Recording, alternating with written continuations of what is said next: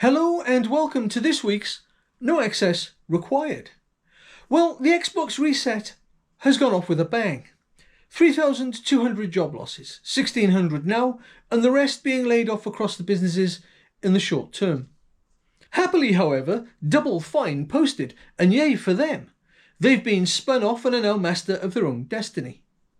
You know, I said Asha Sharma would be the glossy-haired angel of death, and so it's proven. Also, PlayStation kind of fudged its figures in order to lend credence to its statement that from January 2028 it will no longer make physical game discs, and so confident are they in their strategy that they've already started to repurpose their Blu-ray disc facility. This could end up biting them in the ass. Probably not, but maybe? Because the internet did what it does best and pointed out the figures that PlayStation provided included games that never had physical versions. It may only be a small lie, but they lied, and that, it seems, is going to be an ongoing problem for them due to gamer backlash. People are mad at them, and rightly so. But as Xbox resets and PlayStation continues to ignore the shit show they created, modern gaming is evolving into a business that gamers don't want. Every decision is an insult to the millions of dollars spent by customers who are happy with a status quo that AAA gaming desperately wants rid of because all the money. Modern gaming is a victim at its own hands. A series of inexplicably bad decisions by PlayStation and Xbox over the last few years has led us here, now. Corporate expansion with bleak projected ROI figures were ignored. Money was spent. Oversight was absent, and CEOs confident that their handpicked subordinates would make everything okay didn't work.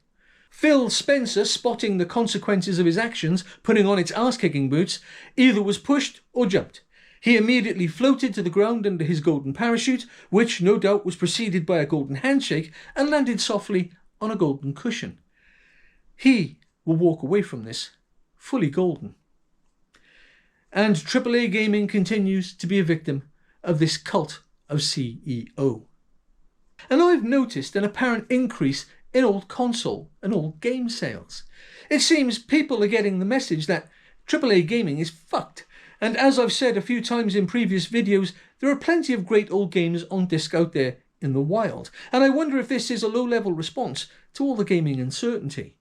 I'm personally considering buying vintage kit and games, and had I known what a sorry state gaming would evolve into, I wouldn't have sold my consoles back then. But as things move into the future, AAA gaming doesn't look sustainable.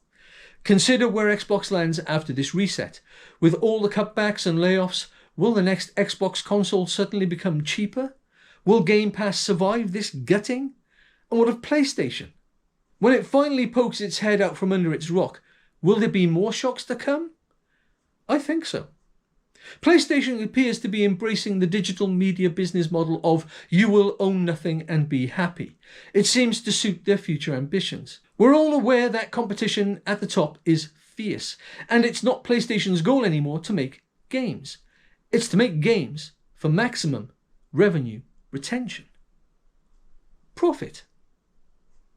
As such, will the PlayStation 6, if it ever gets made, be the last console? It's going to be expensive and digital only. Is it being developed to shepherd us into a massively controlled ecosystem where Sony dictates our gaming habits, where choice and quality diminish through corporate greed? Where does this all lead?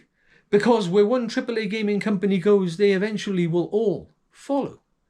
It's conceivable that we will be paying and repaying for the same media as versions get superseded or complications in license agreements occur. Or will we see the start of direct console rentals, which, as we move closer to cloud gaming, will see the decline of standard consoles in favour of cheaper cloud gaming TVs? Microsoft and Sony will of course be there to rent us the controllers, and ultimately we will all arrive at revenue nirvana, where games, media and compute are charged by the hour. As long as AAA gaming chases its own needs and not those of its customers, it will continue to erode goodwill and trust, leading to the inevitable loss of customers to older consoles and PCs that still play great games that don't necessarily require the internet and all its very suspicious requirements to be shoved up our collective arses. We frequently hear AAA games companies make statements that the customer is at the heart of everything we do. But we're not. For all the corporate hand-wringing, gestures of remorse and sympathy, we must understand it's just PR. And, in direct contradiction to their actions, they will tell us what we want to hear until they can no longer get away with it. I'm quite passionate about reminding anyone who will hear this that the customer is still king, even if the customer has been gaslit so completely that they may have momentarily forgotten their position in this relationship. In the eyes of AAA gaming, we as gamers have become the commodity. We aren't pandered to, as should be the case. We're fed upon. Corporate entities no longer see us as the ultimate object of this manufacturing, development and retail endeavour. Rather, we are to be increasingly impoverished for the least amount of effort and regard. However, we can change this. The method is simple. Won't pay, won't play. Our choice. Now there's a slogan we can all get behind. And soon enough, you'll find there will be change.